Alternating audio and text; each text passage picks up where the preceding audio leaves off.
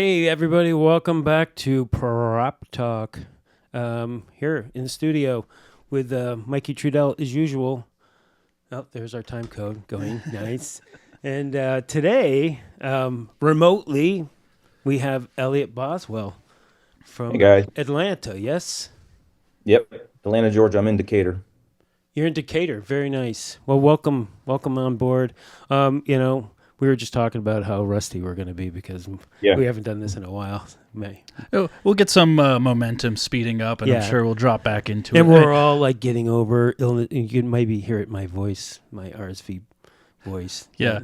It's a little behind the scenes stuff. It's always a little fun when we first get the guest in with us and we're just talking because we kick right in. I feel Right. like, and then it's like, all right, now we have to just stop this, Right. and let's play an intro, and then And okay, then start it yeah. again. Yeah, exactly. It's like, what were we just talking about? Anyway, well, it's good to have you in the room. It's good to see your face. Amazing. You're checking out your body of work. I mean, obviously, the 6888 Yeah. is what inspired Mikey to make the call to you. I haven't seen it yet, full disclosure, but I keep seeing the trailers for it, and I keep seeing posts about it and all the freaking mail that you guys Yeah. had to Yeah, create no, that movie. that's what But we're gonna get into all that. But Yeah. again, your career's been pretty impressive already, and of course, there's some crossovers that you and I already talked about that you Yeah. and I have, which are pretty amazing. That we'll get into as well. So again, I'm glad to have you on board. So I guess I want to just start with like your origin story. I mean, where did you start in the business? I started with special effects makeup and sculpting when I was probably 12 and 13 years old. Mm-hmm. But where did you grow up? Massillon, Ohio. Madison, And Ohio. Okay, nice. Massillon, Canton, Maslin. below Cleveland, yeah. Uh-huh. Okay. I started sculpting, got real heavily into it, started sending photos to Tom Savini in Pittsburgh Nice. and chatting back and forth with him all the time. And I mean, at that age, it was crazy. And then he came out with his Faces of Death video. Right. And I kind of mentioned my friends and I in that, where he said, I got these kids sending me photos from all over the place, and they're using pizza dough to do skin on their cells and cuts. And they're sending me so many photos, I had to start a filing cabinet for it. Wow. And Nice. yeah. So, And I mean, yeah, go ahead. I mean, what inspired you to do that at the age of 12? I mean, were it just horror movies where you were like, I got to do this, or? yeah, grew up as a horror movie fanatic with, Dawn of the Dead, Day of the Dead. All out of Pittsburgh. Yeah, and Lon Chaney Right. and his makeup, and from the original Nosferatu's and the what is it, the swamp creature. I mean, all the things that Right. he started getting into, and then it kind of led into that and George Romero and seeing what they did. But I continued to sculpt for probably 15, 20 years. I still sculpt with everything we do in props, but I Right. got my first movie job when I was 15, almost turned 16. I always boast that my mom was dropping me off on set for production until I got my license. What show was that? Um, uh, but the I'll have to look. Was It it was, shooting in Ohio? yeah, it was another The Dead Next Door. I There see. was some deads. Yeah, it was kind of an homage to all the walking, all the deads. And this is before zombies were cool. Right. Exactly. And so, what was the production company? Was it just like a local production? Was it like Continental Yeah. Films or something like Yeah, that? yeah. What's the Well, production company that hires minors like that? right, Right. I love it. right. Well, J.R. Bookwalter was the writer director of it, which he still is in the business. And the what he had told me then was all the money that was funding the movie was coming from Phantasm. Not was it Phantasm? Evil Dead 2. So the money that they had made was coming from that, Nice. and that's what was funding us. Wow. Crazy. Did you ever see the movie? Is it out there in the world? I've seen it, but unfortunately, since I was in high school, I didn't get to finish the film, and so I didn't get my credit. Oh, well, you were there. Yeah. So I mean, I stayed in the film industry off and on, and because of being in school, of course. And and then when I went to college in Pittsburgh, I went to the Art Institute of Pittsburgh, Oh, and nice. Okay. then I reconnected with Tom Savini, and he lived in Pittsburgh, and I actually ended up moving next door to the theater in in not Harrisburg, down close to downtown Pittsburgh. Moved to the theater where he grew up going and seeing all those movies, Wow. Nice. and What year was this? that would have been 89, Okay. 88, Right. end of 88 to 89. Dude, we were there at Uh, the same time. yeah. Amazing. Where? Where were you? I was in Berg. I was in the Berg. I was in South Side. Okay. Yeah. I had an apartment in the South Side. You went to school for film though? That's where you went. Was that your major?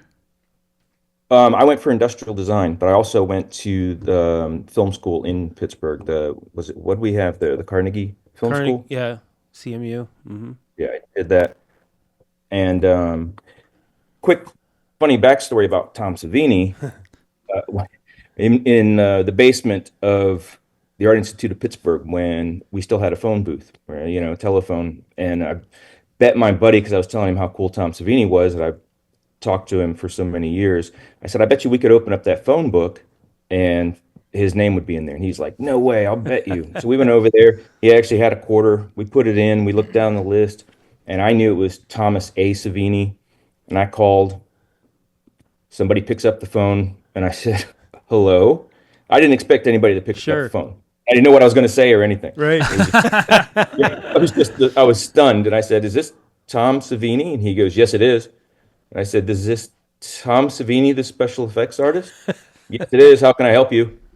I said, I went into this.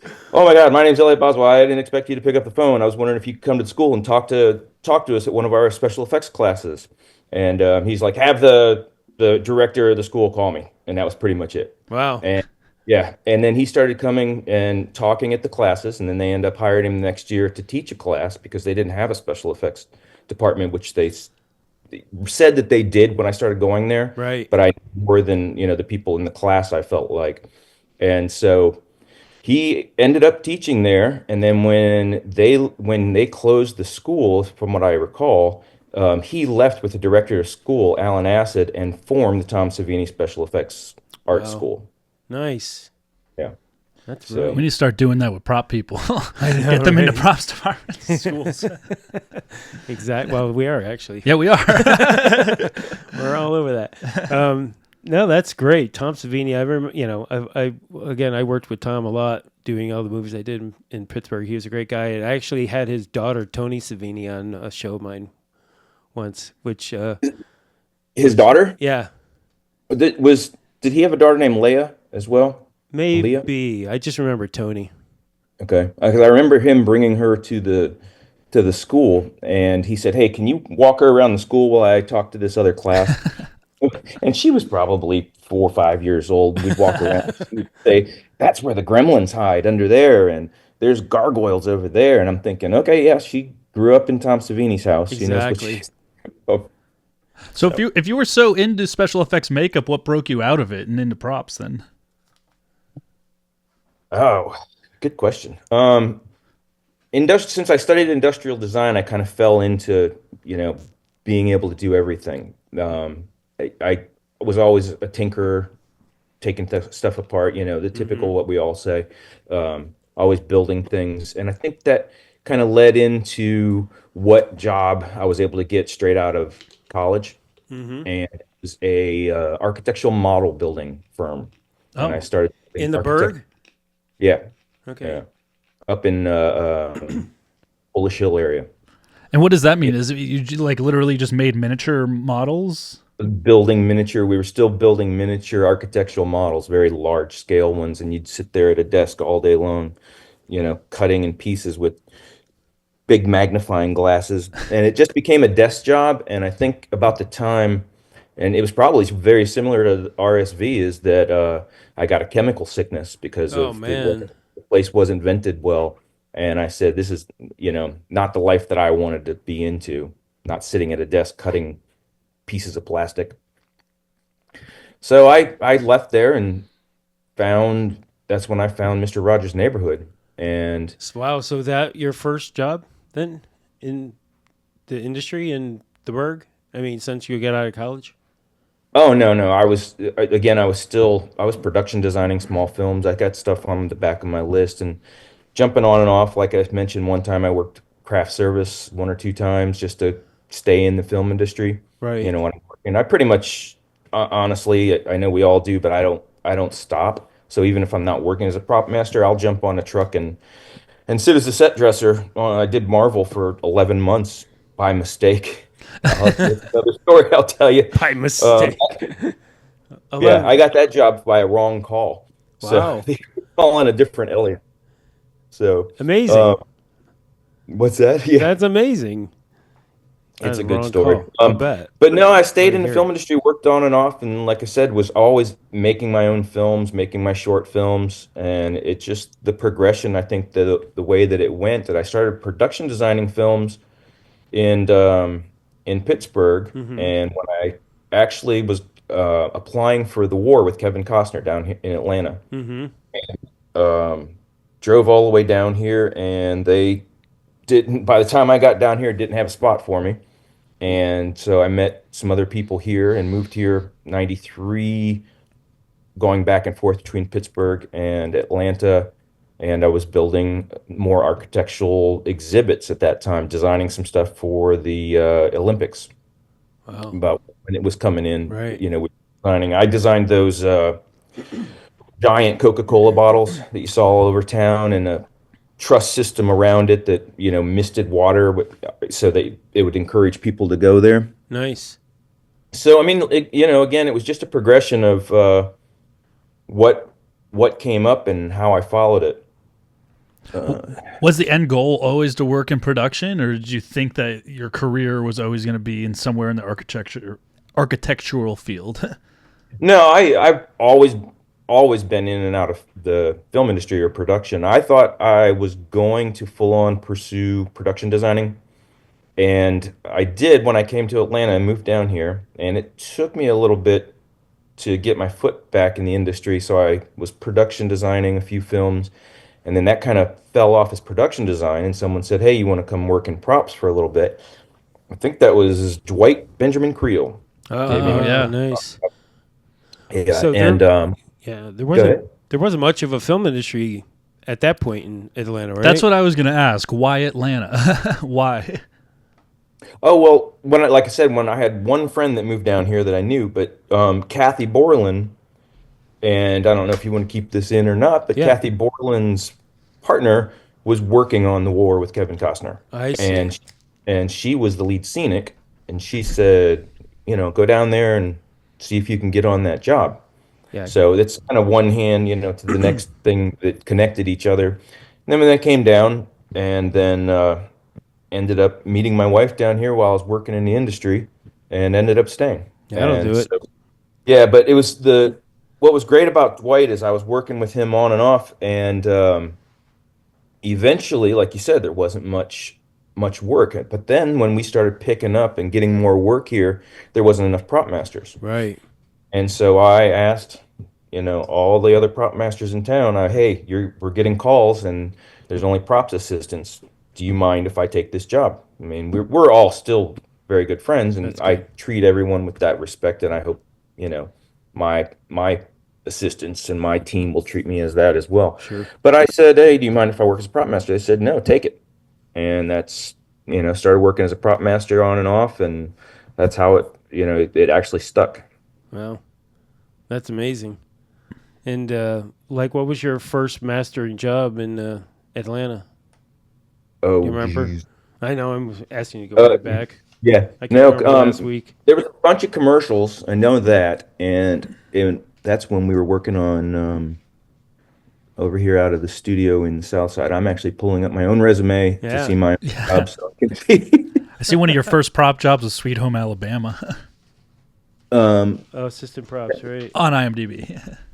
Oh, okay. Yeah. I know none of this is ever right. Yeah. I'm always Right. fighting with IMDb. Well, the funny part is I updated my resume, and what happens is on my Property Master resume, the reason I don't see all that is because, like you, I want to keep it one page. and they just start falling off the bottom of Yeah. the page. Right. So the only one I see here is the game was in 2010 was one of my. Oh no, wait, I did Get Low, Yeah. Preacher's Kid, 2005, Shadow Light Pictures, Good Intentions. So, and like I said, that I'm sure there was more on a Right. more extensive, Do but you, they just do you do that too, Mikey? Is your proper resume one page? Yeah, mine is for one page. Yep. I wonder why. Do you I know, man. I list them all. Mine's like 3 freaking pages long. It's 3 pages. No, I used to have a 2-page resume, and I don't know. I think a couple people. I think I started. I think I actually changed it once I started reviewing applications Right. within the PMG in the membership committee. So as we started see. coming in, I realized and I think I started realizing when you look at a resume, what you're going to think in the mindset of a producer. It's like, all right, I want to see the stars. Right. You know what I mean? Sure. And the stuff that's not there is not. Well, I find a lot of times, I mean, this is just a point of discussion. I mean, everybody does whatever, they feel is right. But for me, it's like, there might be a show I did a long time ago that a producer is like, oh, I know that show. I did that show. Or, there might be a connection somewhere where I just, and then what I've done is I broke mine down between feature and television. So. Yeah. Well, I've broken it down. Yeah. See, hold on. I'm going to pull up Elliott's right here. If we oh can. geez, Yeah. Yeah, there we go. Nice. Yeah. So I think that's. I mean, exactly. You see what you put in? Like, this is actually what we prefer in the property. If you're applying to the Property Masters Guild, this is an exact perfect reference of what we want. It's now you can show the other one is the exact reference of what you don't want. The other one I put in the chat. Oh yeah, but this one to point out, it's just like you have the year, you have your position, you have kind of the production company where it is, and then the show, Right? And kind of you can just whip through real quick and get the idea, and that's exactly. I gotta see what the other one he pulled up is now.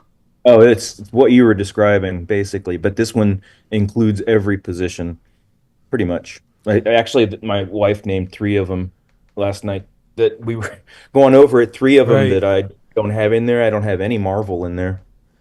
And Yeah, see, I think that's all important stuff, I mean, it shows that you've done a lot of different things. This. Yeah, I love that. Bam! Look at that. I mean, Yeah, it shows that you did mass, you've done a lot. That's it. That's what I'm talking about. Yeah. Yeah. I mean, just looking at this goes back to 93 for the Cemetery Club. Yeah, so you keep a resume that's everything pretty much. Oh, You just, Cemetery Club. That was Pittsburgh too, right? What'd you do on that? Yeah, I helped in props, and then I worked a little bit in craft service. So did you do that? I didn't do that. No, I think there was something else happening in town at the same time, and I was on something else. My friend Chris Redman was on that Cemetery Club. I don't know if you remember him, but Not. nice.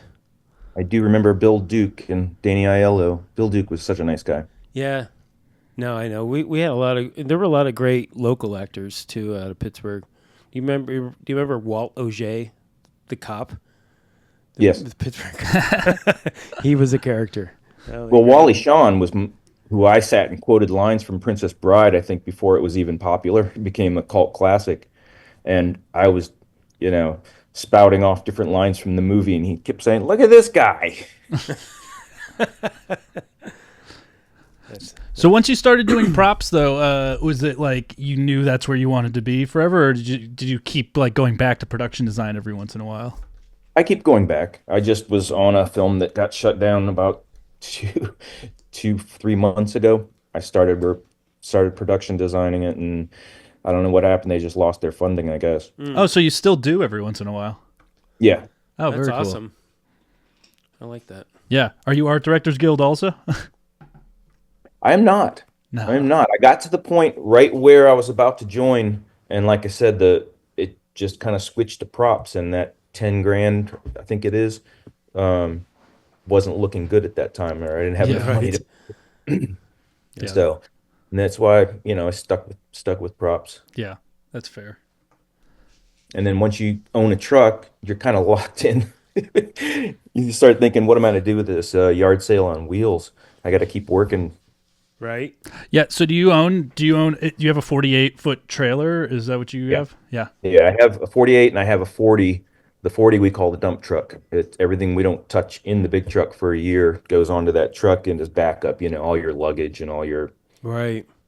band equipment and golf clubs and things like that you don't want to carry. My truck doesn't have jockey boxes and I didn't want to commit to this. It's an older truck. So I think it's a Great Dane, 2008 Great Dane, maybe even earlier, but I mean it's in prime condition. And I was do you know Josh what's Prop Masters Guild?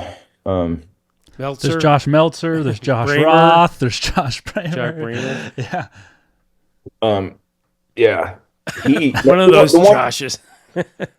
Josh that won the best truck when we had the Property Masters Guild right after COVID. It was a get together at ISS. Oh, I thought Brad Elliott won. Yeah, that. right. Josh Bramer. Bramer. Yeah. Yeah, I thought he had won with all the neon LED lights and all his crazy. Yeah. He his truck wasn't there at the time. Actually, it was off on a show. So he like sent in pictures, I think, of it I at the see. show because he did all the lights and stuff.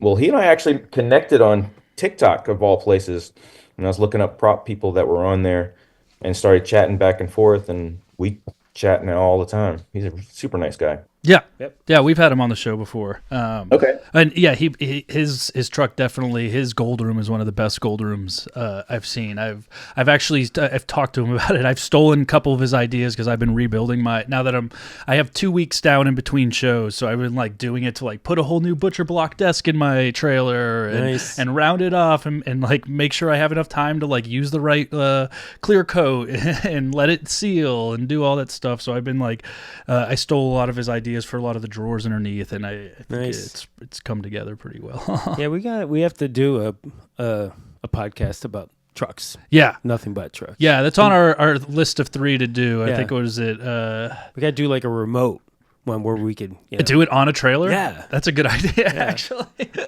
definitely. So is your 40-foot then? Is that just more of like a storage unit then? Yeah. And where do you store it? Goes from whatever lot to lot that I have it, and if I need to pull it, but it's not really roadworthy. So Right. I'm actually trying to empty it. That's so hard. Yeah. I'm trying to empty it because I don't want to pay for 2 trailers. Yep. Now just sitting there. When they go back, but it's how hard it is. You're like, what am I going to do with all these golf clubs? And I don't want to have a sale, and I know I'm not going to need these anymore. I don't know I'm not going to need all the luggage and down the list. Yeah. Where do you store them in between shows? Yeah. That's my Scenario Custom Scenery, over right near Tyler Perry Studios. It's about a mile down the road, if not. Yeah. Is that a prop house also, or? They're a scene shop. I've known those guys for probably 30 years, helped them set up their first shop, and then again, when I had time, would work for them as a road manager and help them take their corporate industrial shows out on the road. Went around the globe with that, in between shows, and they moved to this place. They've been there probably 25 years, and so it's a big lot, and they just let me start storing it there. Paid them a couple $100, and they're nice enough to just let me come and go as I please. That's cool. So do most prop masters out there in Atlanta, is it just kind of a mixed bag where they store their trailers? There's not like one set spot where everybody keeps them like they do here? No, especially with some of the places closing. I think it was SSG, one of the prop houses, and a lot of prop masters had theirs there. Another place down across from ISS Studio. Do you know where ISS is in Atlanta? No. No, I haven't been to Atlanta in years. Okay. There's a building there called BPS, Bart's Parts Systems, something like that. And he sold it off, and somebody in production bought it, and it's a giant lot that used to be shipping and receiving, so they had all the docks and all the doors and everything, so it became real complimentary for all the prop people and production people to store all their stuff there. When you say all the prop people, how many prop masters are in Atlanta now, do you think? Oh my God, I couldn't count because I see names pop up all the time now. And I think it's because of how big everything got, how many people were working in the film industry, and how much everybody's just spider webbing off into different things. Because I see names I've never seen or wouldn't know. Right. You know, back in before we got our tax incentive, which I helped pass, by the way, that's a good backstory. Good job. Yeah, I mean, that we would all fit in a 40-seat room in the back of Manuel's Tavern and have our union meetings. Hmm. And we were allowed having a pitcher of beer and wings occasionally too. So it didn't happen anymore. But Right. And you know, I so you mean, invited lawmakers down there with you? Or- yeah. Well, you know, when we started losing all our movies to North Carolina and Louisiana Right. because of their tax incentives, right. and so we were suffering. People were just leaving, Mm-hmm. and there wasn't much coming in here because we didn't have a good tax incentive. And Well, so, what year was this, Steve? oh gosh, Approximately. 17 years ago now, let's Okay. think. Um, Yeah. 2014. 78. 2007, 2008. Yeah, it had Yeah. to have been around there. I remember I went to school in Florida, and I remember it was like, okay, either move to Louisiana or move to LA. That's like the biggest spots that you're going to get. And that was back in 2010. So, and I don't think Atlanta was still crazy yet because everybody was either moving to Louisiana or LA at the time. Right. It took us 3 years to pass the tax incentive because Atlanta's tax incentive was connected to the tourism bill Mm. of all things, and it was because everybody that was here, that's part of the film industry, or tourists coming down to see where Fried Green Tomatoes and Dukes of Right. Hazzard were filmed. Yeah. Interesting. Yeah, and the governor said, "Why would I pass a tax incentive for tourists?" And yeah, and then the following year, he said, "Hey, I got a great idea. We should pass a tax incentive, but I can't do it this year because I'm up for re-election next year."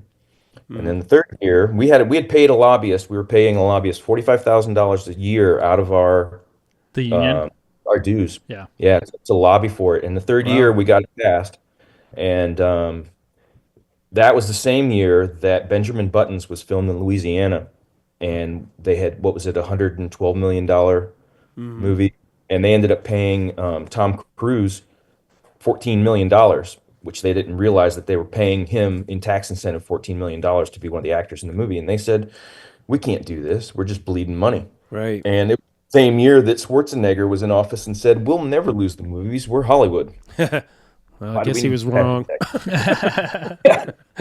Yeah, so we passed our tax incentive, and it took us 8 years after that to build up a production base and people to come here. I mean, it's occasionally still a little stigma of people coming from out of state and saying that, thinking that was backwoods Right. country, you know. Yeah, that's Yeah. not true at all. So, I mean, I think it's we're kind of past that now, luckily. But you're experiencing kind of an attrition as well now, right? Yeah. I mean, Yeah. like how much do you think? I mean, percentage wise. I couldn't guess, to be honest with you. I Right. wouldn't want it to be misquoted. And your incentives are still the same, or They're getting better. yeah, They're getting better, and they're talking about passing a better tax incentive this year as well. And Right. we just had our negotiations, and so everything looks better for us as well. right. But you're losing work to overseas now, right? Oh yeah, all Marvel left. Yep. I mean, I'm sure you guys know that. Yeah, absolutely. Yeah, all Marvel, Disney. I mean, whereas we lost Star Wars here also, all that's gone away. But hopefully, I mean, with our incentive and now Atlanta's getting a new incentive, I mean, only time will tell if that works. Yeah. Well, we'll see how much content is being produced Right. because that's the other part of the puzzle. Yeah, I mean, everybody said just make it to 2025. Just make it 20. We're like, we're here. Yeah, Yeah. right. Standing in the desolation. No. Yeah, well, we'll see, right? Because here we are. We're in 2025 now, so I guess the next 3 months will tell the story about Yeah. LA at least. Yeah, I was talking about it before we got. I was like, my phone's ringing more than it was a year ago for sure, but it's Right, it's still scarce, man. It's not like how it was the year after COVID, where it's like Right, it was just every blew other up. day. I Yeah, mean, seriously, I was doing 2 shows at once. Yeah. After COVID, I think I hadn't worked until or I worked solid except for the strikes, solid up until this last April. Yep. yeah, Yeah. which was crazy. Wow. I want to talk about your resume a little bit Yeah, more. let's get in it. And we're probably going to be jumping around a little while. I wanted to talk about one credit that I saw here. Where did it go? And that's the Willy's Wonderland. I'm a huge Nick Cage fan, and it's probably one of my top like 4 movies. Yeah. Just of how obscure and like kind of weird it was going in. But I actually really like that movie, and props. I actually have a T-shirt from that movie, like the same T-shirt that he puts on a million times. Nice. Whenever Oh, yeah. he gets the oil all over himself. You made a bunch of those, yeah. Yeah. Yeah, so I cuz I mean you can get them up. So I just I was almost I just saw on I follow a lot of the auction, like the prop auction pages and stuff like that. The actual suits from Willy's Wonderland just went at auction, and the main Willy I think auctioned off for about $5,000. Wow. And the Oh, rest wow. of them were going for about $3,000 each too. But what was the experience working on that? Oh, we had a blast. We had a Yeah. blast. So one thing I'll say to lead into this, I don't know if you guys know, I pretty much build everything. I don't like to sub things out. Right. I hardly rent, which is not a great, not a great MO to have with the rental houses. Yeah, But well, if you don't need to, then you don't have to, right? yeah, no, I mean between my my crew and my contacts, I build everything. I love to 3D print and sculpt, build everything. That's why leading into that movie was perfect. I mean, from Nighty Night Sword to the band to everything, of course you see in there and stuff that you wouldn't even know about. The road spikes, I made that whole set out of rubber. Oh, cool. We could just reset them because the car had to drive over them multiple times, you know. Yeah. And then a whole rubber set because it was in the script that he picks them up and throws them in his trunk. And I'm like, these things are deadly. If Yeah. you've ever those, and they're heavy. So when I read the script, I saw it and I thought, hey, you know what? This is gonna be perfect. We get to build everything that we can out of the truck. So what prep time did you have for something like that? 3.5 weeks. Oh my god. And what kind of crew did you have? Well, I brought in some of my special effects friends to help, day play for the people who knew how to work with, RTV and foam. I was making the fake guns and the shotguns and whatnot. And then I just had my typical 3-man crew the whole time. Usually I run with 3, but now, we have to add crew with all the things that productions are asking us to do with Three on accounting. a feature, right? But what about Yeah. television, Oh, television is episodic? well, it all depends on where, because I recently, because of the speed of things working at Tyler Perry Studios, I don't know if you guys know that, how, the stories of doing 2 TV shows at once and doing 2 No, we'd movies. like to hear about it though. Oh God, yeah. I mean, you'll have to put your finger on that red button. Well, no, I definitely want to get into how you got into the Tyler Perry universe because it's been pretty lucrative for you. Oh yeah, yeah. I mean, I've known them for now going on 26 years, most everybody there. Some of them, I mean, it's like family. Yeah, I'm sure, and that's the good part, right? I mean, Oh, or yeah. unless No, it's you- an abusive family, I don't know. Well, you know how, I There's mean, that it's red like button. going into it, and that's the same thing I used to say about Mr. Rogers' Neighborhood is you knew every day going in there what you were doing and what every single person in there did because they did that their whole life. Right. So, and it wasn't until actually I worked on Meet the Browns at the second Tyler Perry Studios, and this is the one out in the Greenbrier Mall area. Okay. And it wasn't until that I felt like I was back home on Mr. Rogers because the people all worked together. It was people that he used in all his plays, all the production people. I mean, the PAs then are producers now. Wow. You Nice. know, they stayed with him that long. And it was just such a fun environment to be in. And the way we were filming back then is we'd film 4 days and prep for a day, and then we'd film four, straight days. But that switched in about 2 years. That switched over, and they started okay, we're doing two TV shows at once, and we're gonna get the actors dressed and filmed in that stage. And while they're getting changed, we're gonna slide over the other stage and film the other TV show because the actors Holy are they're dressed. macaroni. So, but how do you Yeah. prep for that, for something like that? You lay out two 4x8 tables, and you keep all the scripts laid out, and you never get to put them away. And, So yeah. so you're also crossboarding as well. So you were shooting multiple episodes of two different shows at the same time? Oh yeah. Yeah. Jesus. That's what happens at Tyler Perry Studios right now as well. So, And you're mastering both shows at the same time? yeah. Does the union have a problem with that at all? Nope.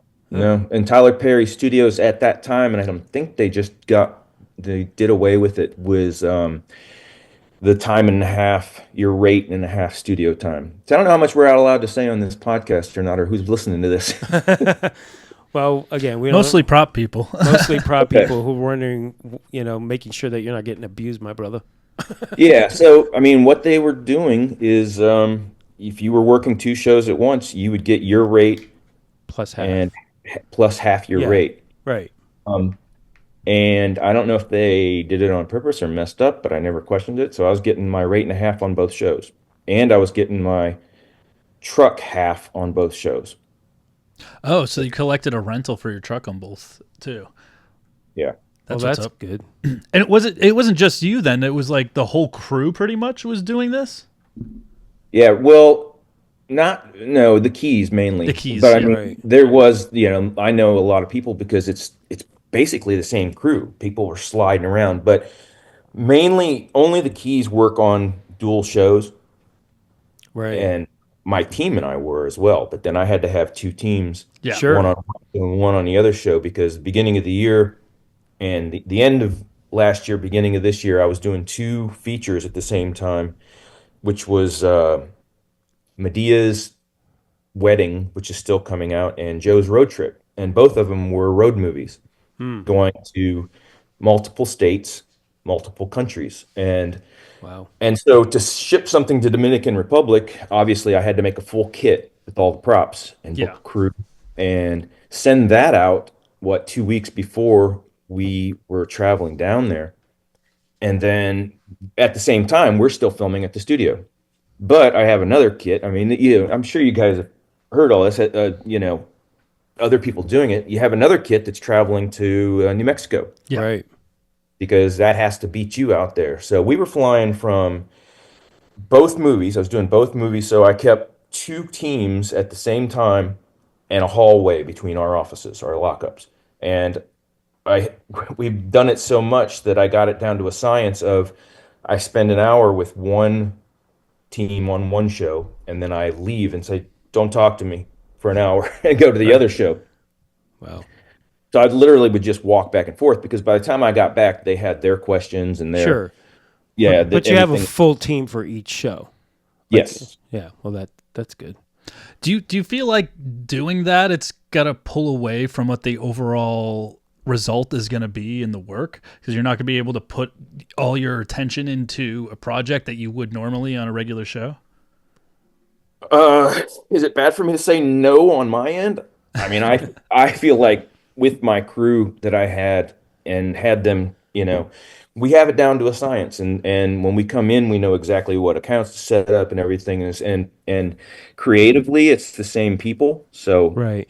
Well, I think we didn't suffer, but there's other aspects of the production that suffers because of it. sure. Right. Well, I mean, on the rare occasion that I've done that, two shows at once, it was just the sheer fact that you had to be in all the meetings for both shows. So, is that a challenge? I mean, or did they structure that in a way too, where you didn't have to go have a meeting for every single aspect for each show?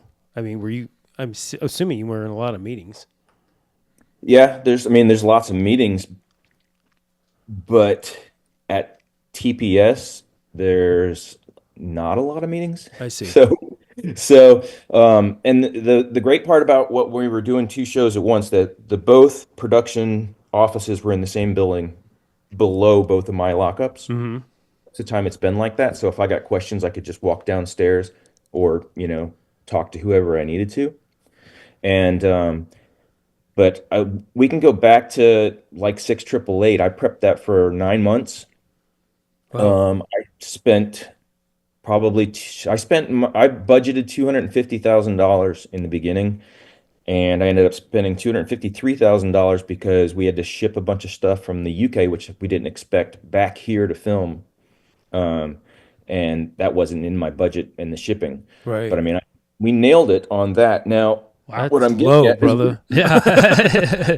Well we done. were, yeah, we were in our lockup for 4 months, and I had already spent close to $50,000, and no one from production had come in to see what we were doing. Right. Wow. And I was panicking because I mean I had already spent $50,000 and I knew I was working my way up, and we still had 5 more months to prep. And I thought, are we going the right way? Is this Right. the Yeah. right So approach? you had You no know? meetings at all at that point? No. So that you got a script and you just went and you didn't meeting with the production designer or anything like that? I talked with the production designer. I think we had one Zoom meeting of what we were doing, and if I, had any questions, I'd reach out to people. I was getting answers, but no one coming to look at stuff that we were doing. That's I trust, posted a brother. video on TikTok of when we were getting up and running. I mean, I had 100 dead bodies that we were creating and for the battlefield, Right. and hundreds of guns that we were making in our own lockup because we couldn't find them, the period guns that we needed, and Yeah. ones that were broken, the foam ones for stuntmen. And I wanted somebody to see this stuff Yeah. and say, Yeah. no, that's way too gory, is that, and one of the terms that's been put to me from Tyler Perry Studios, the way they put it is be ready for anything. That And usually means more yeah, money. no, absolutely. I mean, that was my biggest response from everything. Or, every time I'd ask a question, they were like, just be ready. So, that's kind of a Tyler Perry Studio MO. So and this Tyler Perry, okay, this movie, well, the 6 888 is not a Medea's Holiday. It's very, No. very different, obviously. So when he does this, and as you said, it's like a family, is the entire crew coming from like a Medea movie into the 6 888, even as how different it is? Yeah. No, it is a lot of recycled actors, and all recycled leads, I'll say. Right. And we just slid from one thing to the next. Oh yeah, like I said, those two road movies that we were doing, we were supposed to film for 21 days, and I think we shot everything, even flying from state to state and country to country. We shot everything in 12 days Wow. because In the 6 888, or 6 888 each. When we filmed everything in the here in the U.S., we were supposed to film for 3 weeks. The battle scene that we had prepped for, you know, for all that whole 9 months, close to 11 months, I was on that. Um, we filmed it in a day and a half. what? So, How many so here's, cameras? yeah, I'll give you. Oh my God, 20 some GoPros, two cranes, two drones, Wow. steady cams. So And 2 that was tanks. supposed to take a week of filming, with all the stunts Sure. and everything. And Mr. Perry walked in and said, "Here's what I want to happen." He said, "Tomorrow when we walk in, I want every stunt to go 1, 2, 3, 4, 5 without pause." And they had to rig every single stunt man with all the wires, the cranes, everything, and all the pyro, except for the VFX stuff. And the second day we shot, the large explosion and one Right. other thing. But just that battle scene we shot in a day and a half. So And not a lot of takes. either. Then, right? Oh no, there was a little bit of close-up takes here and there and running around. It took a good part of a day, but the battle scene, somebody joked, I think it was the art director joked that we shot that in 4.5 hours, Wow. just the battle. And then we got all our other stuff with the plane and Abram and all that. So your crew, I mean, like how many people are we talking about in a production like that? Let me see.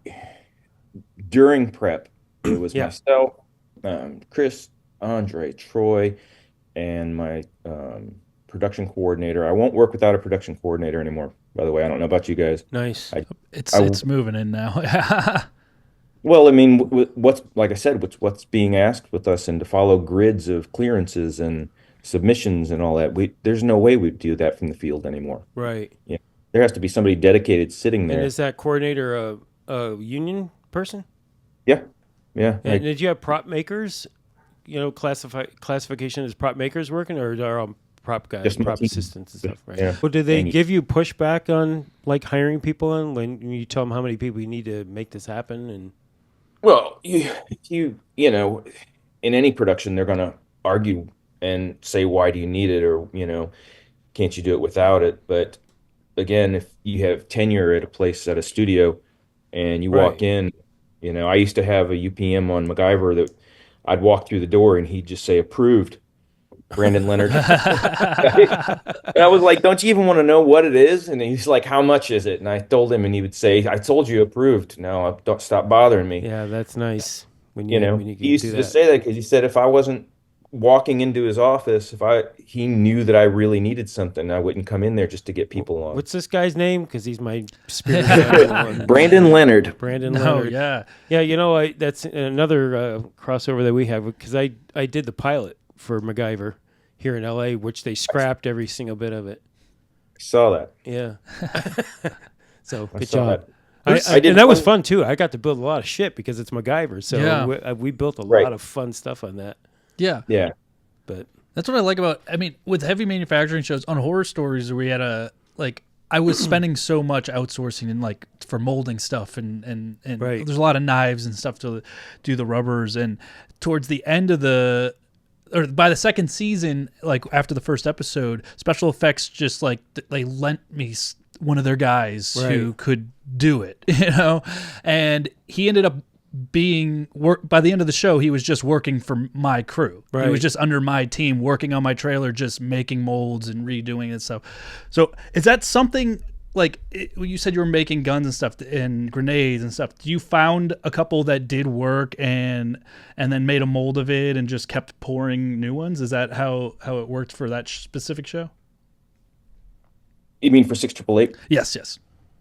Um, well, we'd find replicas. Yeah. We'd find, the exact thing that we wanted, like the German grease guns. I mean, I think ISS only had a handful, right. and I needed 40. So I, got a hold of one and cast it.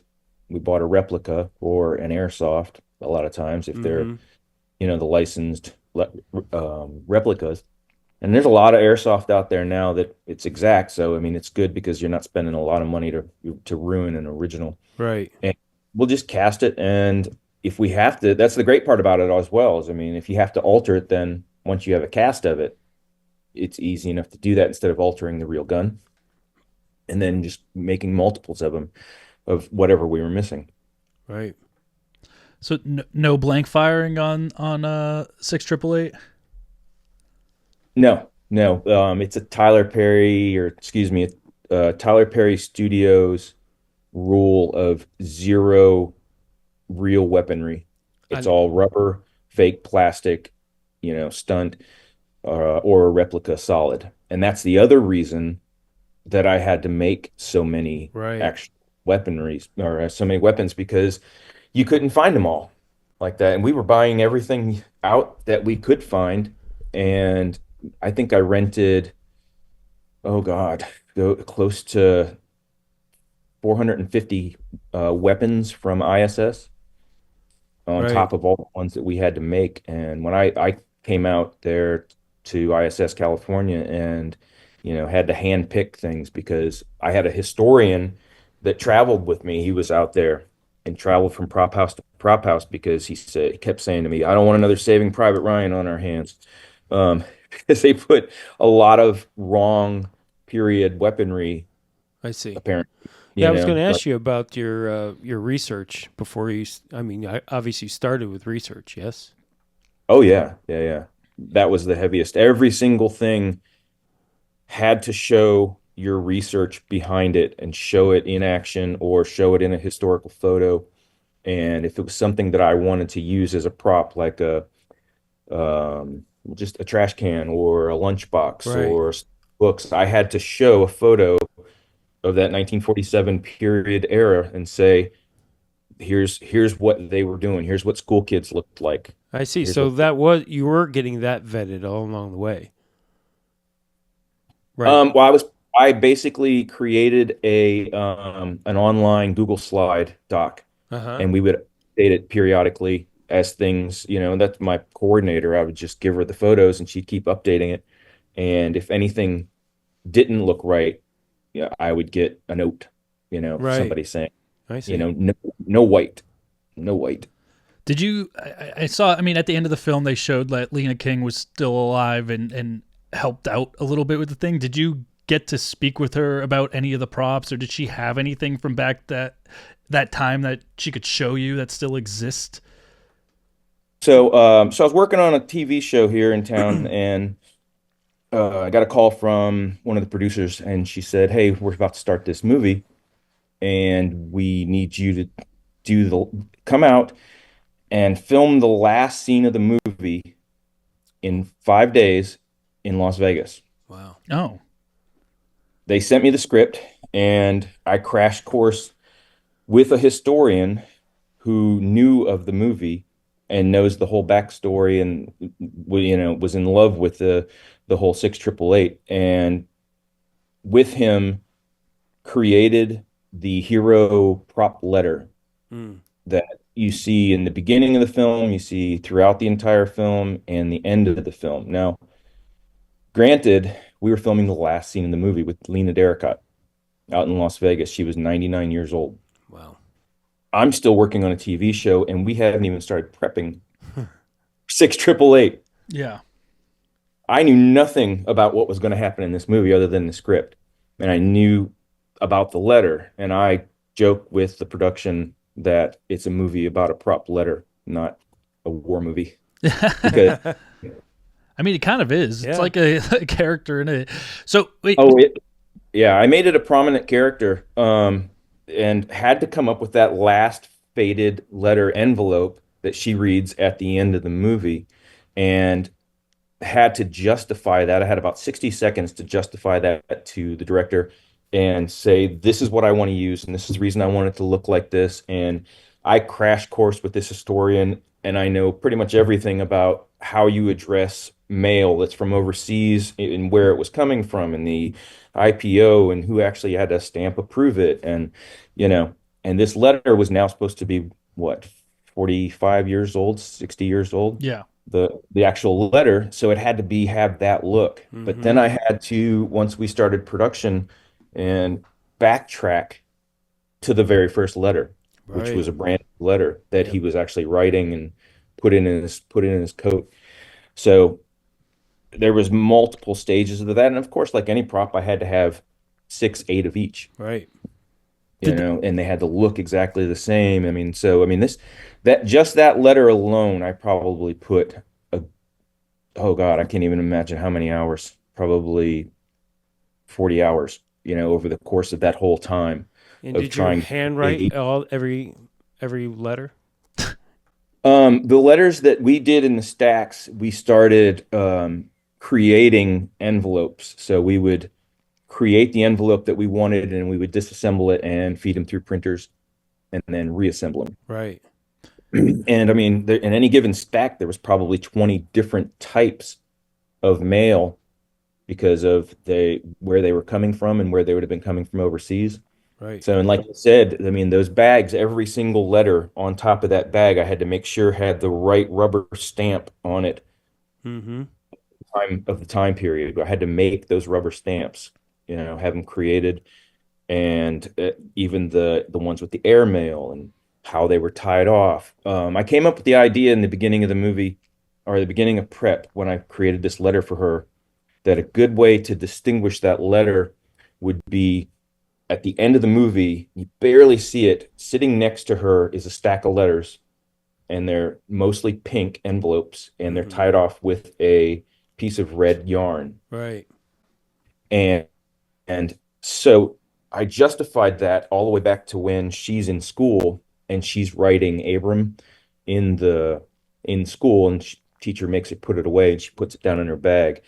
And I came up with a backstory of my own, for your own Yeah. prop, Brilliant. prop had to have a story, which was that Lena had been writing this letter and writing Abram throughout the whole time of the whole movie, even though, with no spoiler alerts, we all know what happens in the movie, but she created this letter and she kept writing them.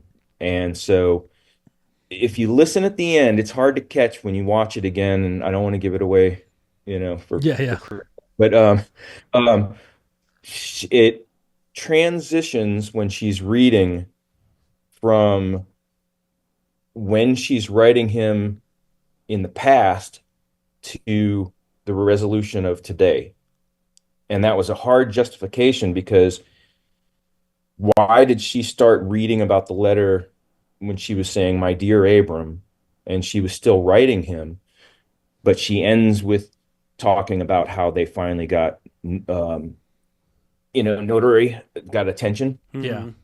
So again, I don't want to give it away. It's hard not to. I mean, I guess I don't know if you want me to say it on here or not. Yeah. But I mean, we're talking. that letter is like split in half of times. So the one's in 1947, and then the end of the letter is in modern times of Lena reading it at the end of the movie. And so I had to figure out why this was. And I don't think they really figured it out Right. in the script. So I had to justify it. So anyway, Sure. so what I did was, go ahead. No. Go ahead.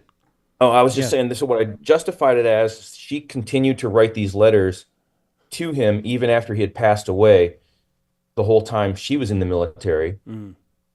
And because they had no idea if, mail was coming in or out. And so she had it with her. So at the end of the movie, she has this stack of letters that she has, and they've been all tied off.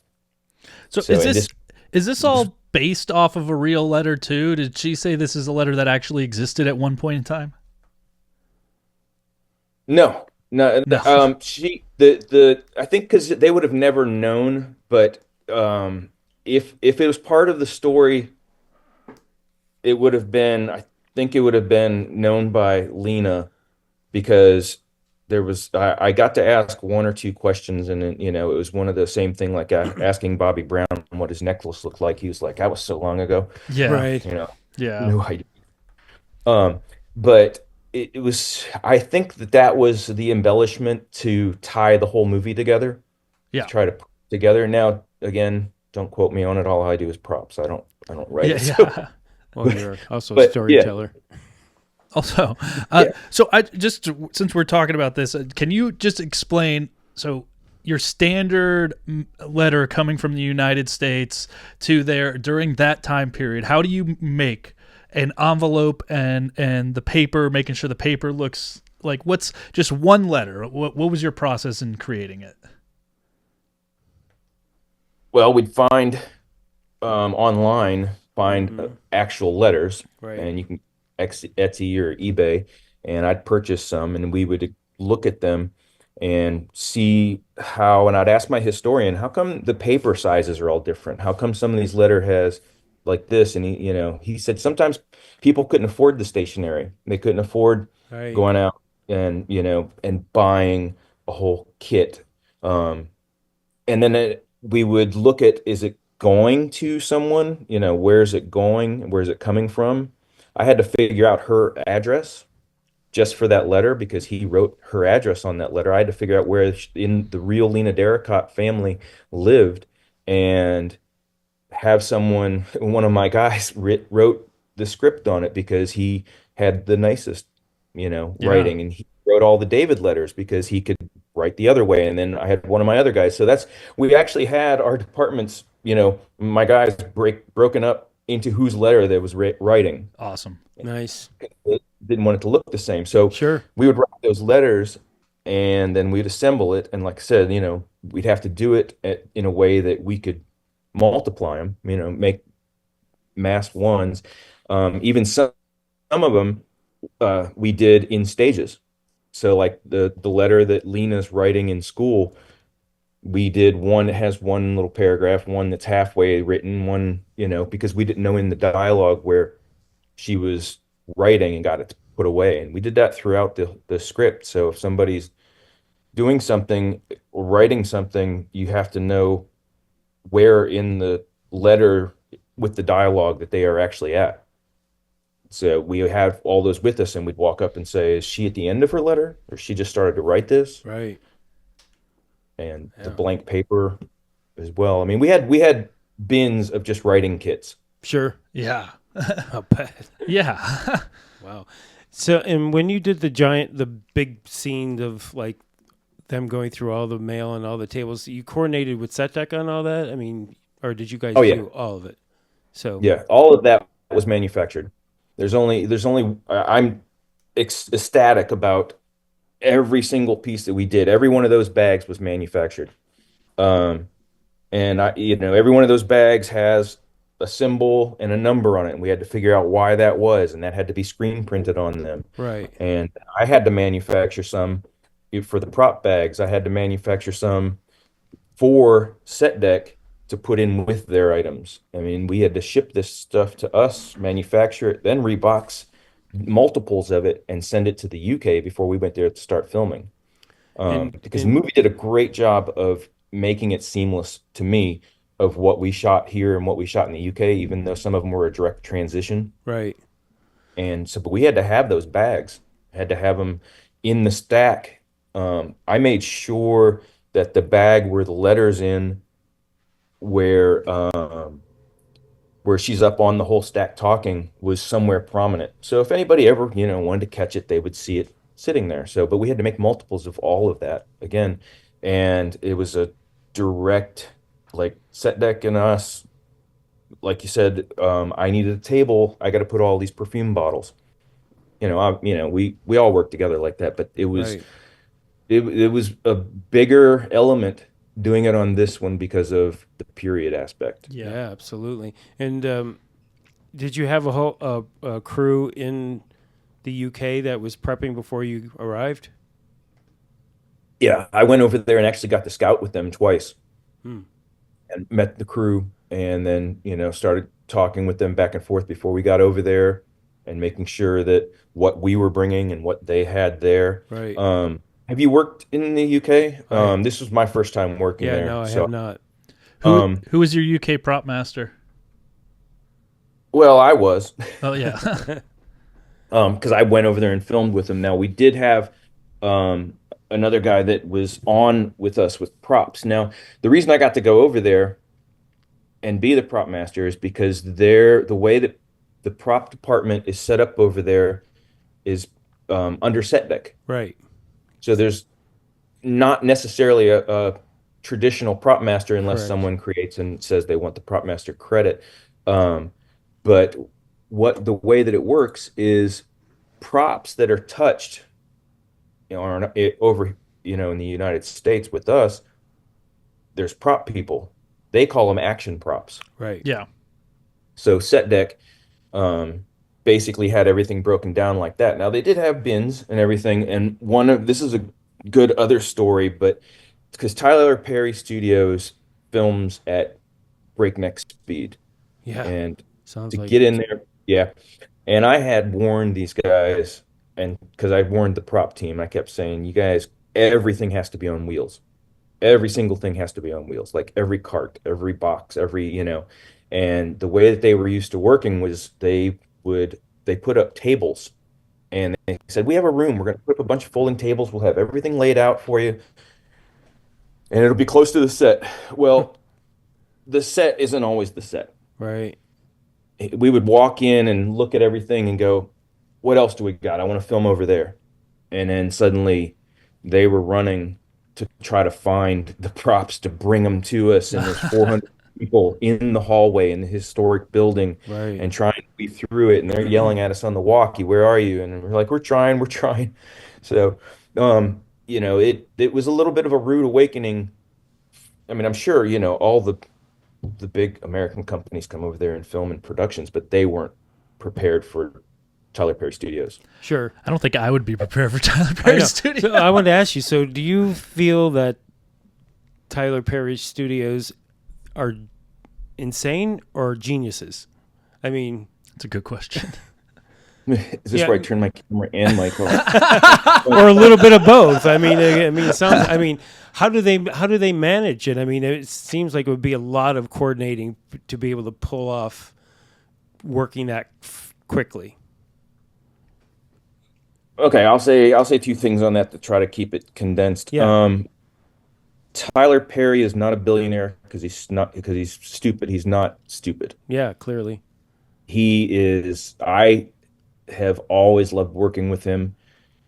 He can walk into the room during filming of somebody else filming on a TV show and change it and make it completely better and walk out. Right. He's amazing at what he does. That's why everybody thought that 6888 was going to be his biggest and best production ever. And he was going to put the time into it.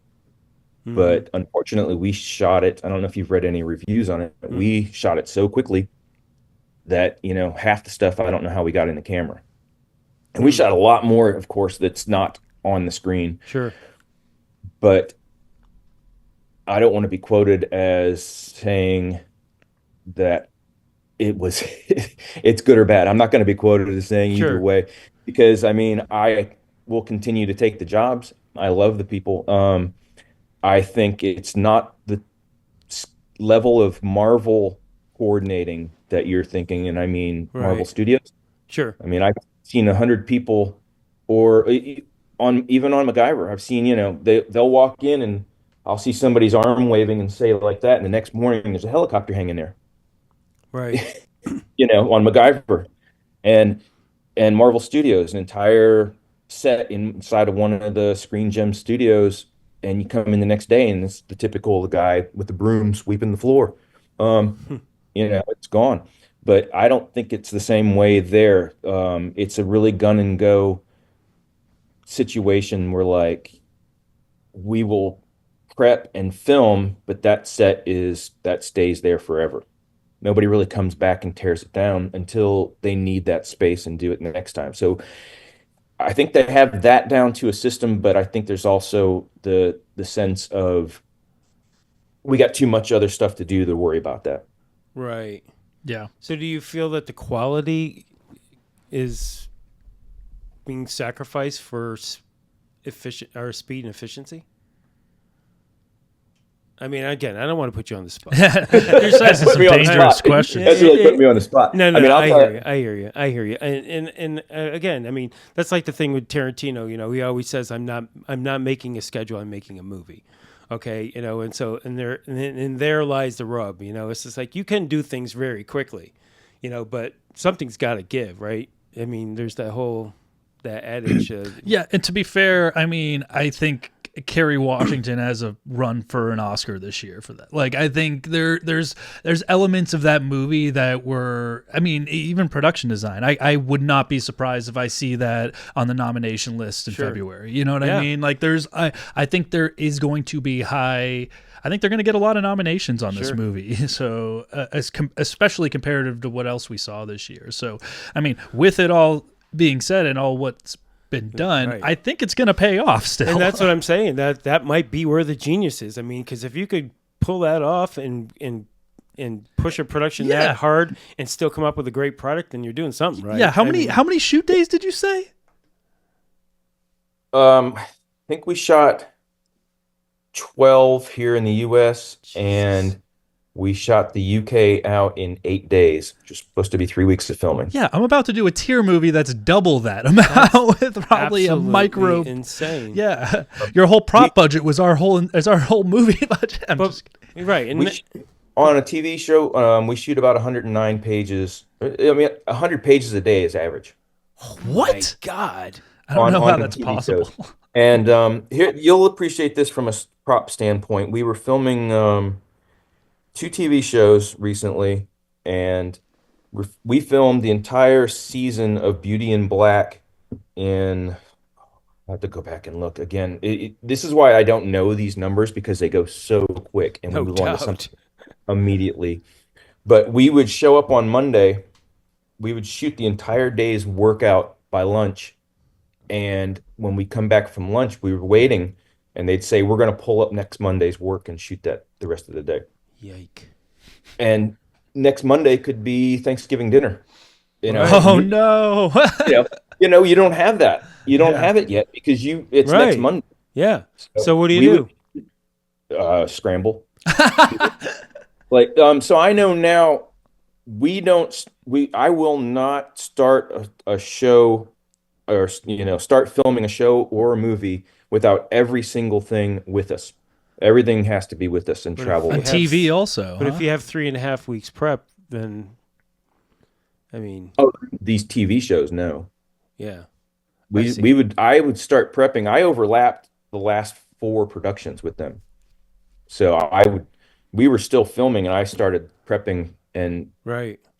prepping for the next show. We had to keep separate rooms just to keep the stuff organized. People were like, "Now, what show is this for?" So are you working 7 days a week as a prop master? Not on the clock, Yeah. Yeah. Right. I mean, I love what I do, so I was always staying late. I mean, it was easy just to even prepped. I mean, prep, we were paid for, 10-hour days, but I would be there 13, 14 hours sometimes just because I wanted to finish a project. And they were And holding you to 12s? 12s are your start of your shoot day. Yeah. Wow. Do you have kids? Yeah, I was going to say, what's your personal life like? Yeah, luckily both my kids are my daughter's 22, married. My son is at UGA. He's home right now. And my wife is a full-time school teacher.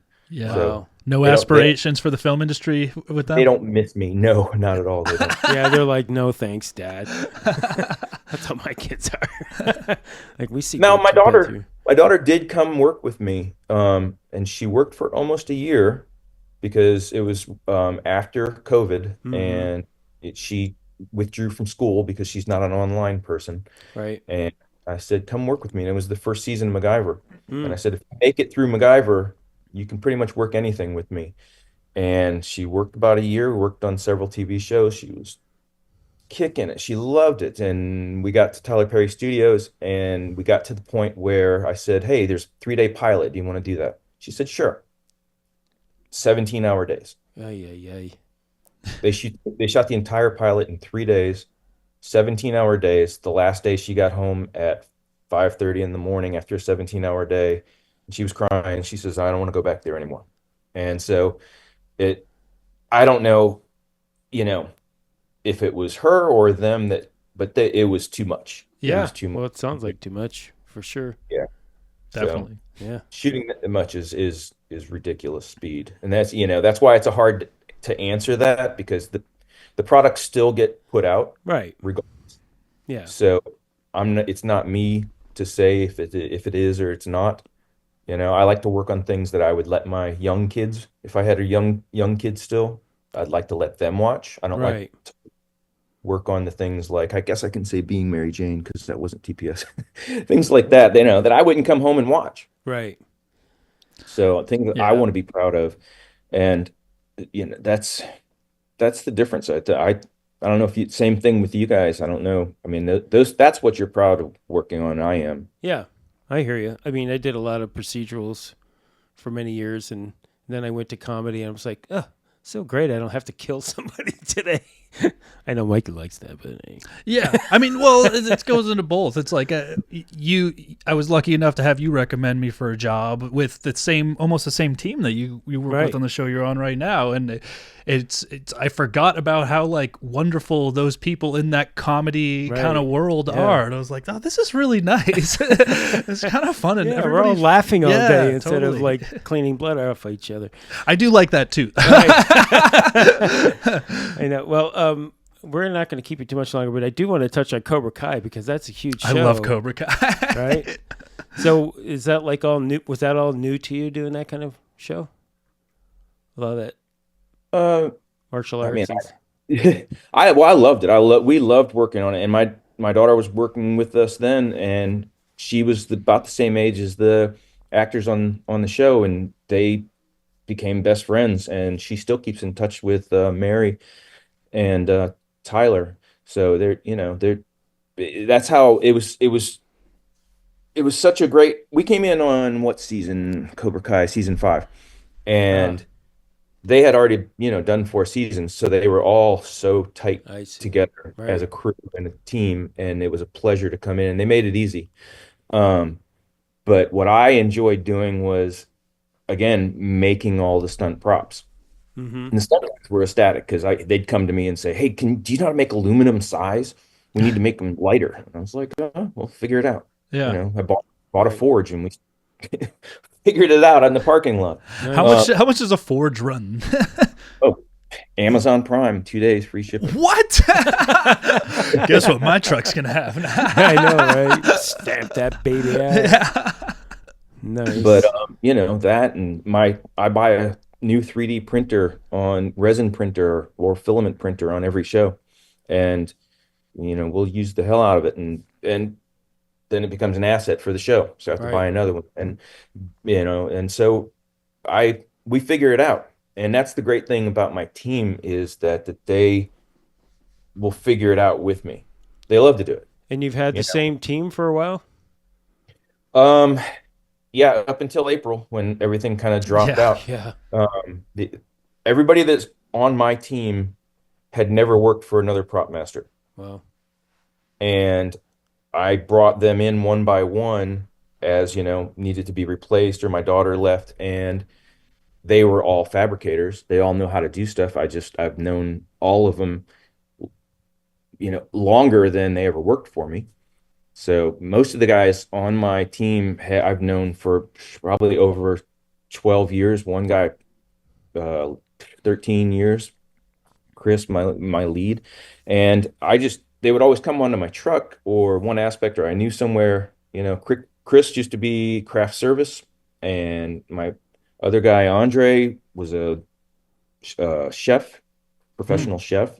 Just one by one, people would just fall into it. Right. And if they loved doing it, they loved doing it. If not, I don't think they ended up on our team. They would just be like, "You guys need to go home." Right. Yeah. We crack a beer after work and then sit there and talk and work on stuff. Right. Figure it out because it's what we love to do. Yeah. So it like I said, I mean, you guys know it's a way of life. Yeah, for sure. If you don't love it, you're not doing it. You shouldn't be doing it. That's for sure. Right. Well, But Cobra Kai, but I will go back to MacGyver. yeah. I think that was one of my favorite productions ever. 12 episodes and 5 MacGyver moments every single episode. And Wow. just Yeah. the amount of fabricating things. Right.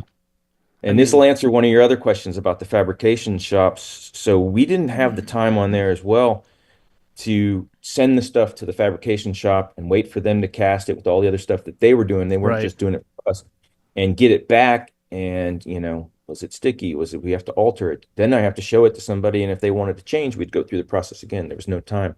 So in our lockup, in our office area, we took an entire room and made it into a fabrication shop. And we started making all of our own stuff to the point that I think they shut the fabrication shop down for MacGyver that season, and brought those guys back into the special effects department because we weren't using them. Yeah. It I kind of kept that under wraps forever and didn't really tell people because, I didn't want them to think I was the one that actually shut down their fabrication shop. Yeah. But Well, they'll know now. yeah, but they all still had their same jobs, but just not for us. Right. Right. So they weren't ever dedicated for us anymore. But just making all those things, when you worked on it, Chris, you worked on the pilot, you said? The pilot, yes. Um, Sony, was it Sony? Was who was it backed by? Let me see. Yeah, I don't remember. I don't think it was Sony, but maybe ABC. ABC. Yeah. Um, had somebody in California that when they came in, the way that they've worked the first seasons was this person in California would come up with the Mac moments and try to figure them out and send us a PDF. Well, Right. and once we started trying to line those up with the script and where we were actually shooting, because they weren't here, it wasn't working. And I think it was the third episode when I was coming up with the Mac moments and sending them what I'd like to do based on all of that. And they just kind of stopped sending us anything because we had the grasp on a formula of what is it, what's it supposed to do, Right. what's your power source, and what's it look like. Right. Yeah, And I think that was part of the reason why they reshot the pilot, because they didn't really have a clue. yeah, They were just trying to make it up as they were going along, and it didn't necessarily make sense. I mean, like I said, we built some cool stuff, but it didn't really, it didn't seem like there was a lot of forethought from the writers as to about what it was supposed to do, and Right. I had to ask 1,000 questions to try to get them there, but. well, it was nice then because it was right after COVID, so we were still having to have Zoom meetings and stay Yeah. apart, and we were getting shut down time after time for somebody on the crew getting COVID or somebody on the cast. So we would get a little bit of leeway, but really not a lot. They even took my entire team down for COVID because one guy, his test was inconclusive. Yike. Took my entire prop team down. I was prop mastering from my phone at home, and one of my other guys was building the props with me via phone. And we weren't supposed to meet up, but we'd meet in a parking lot and, Yeah. stand out in the parking lot and look at the prop. And then I got the studio to agree to let me, because I tested, negative the whole time, to go to my truck and leave the props on the truck. Right. Because, And then who was managing him on set? oh God, it was a set dresser, the art director, and a locations person that they pulled What? to That get shit them. wouldn't fly in LA. There was nobody. There was nobody to work, and I was walking them through every morning Wow. because if you guys are the same way, my ADD kicks in, and I can tell you exactly where the pencils are in my truck right now Yeah, if you want right. an eraser. And so I could, over the phone, tell them where to walk in and grab something, and we were doing it all day long. And that's how I prop mastered the shows, kept going. Wow. And How long were you guys down for? 14 days. Wow. I'm so glad this procedure stuff is over with the COVID. Oh my stuff. God. I don't know how we did it, to be honest with you. Wow. Yeah. Well, That's- we were the example apparently, Right. and they kept us for 14. The next crew, the camera crew that got it, went down for 7. Right. And then, so they gradually was like, yeah, that was too long. Yeah. Yeah. Amazing. Yeah. But yeah, that was difficult. And unfortunately not one prop got put back where it was supposed to. Of They were course just not. dumping Sure. stuff on carts.